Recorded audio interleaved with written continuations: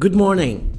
I hope you're doing great. Brian Dyson, the former Coca-Cola CEO, once said, "Imagine that life is 5 balls that you manipulate in the air, trying not to fall these balls. One of them is rubber and the rest is glass. The 5 balls are work, family, friends, health, and soul. It will not be long before you realize that work is a rubber ball. When you fall, you will jump again, while the other balls are made of glass. If one of them falls, it will not return to its previous shape. It will be either damaged, bruised, cracked, or even scattered. You have to be aware of that and strive for it. Manage your work efficiently during your work hours. Give the necessary time to your family and friends. Take a proper rest and take care of your health. If it is gone, it is not easy to return." That's the quote of the day.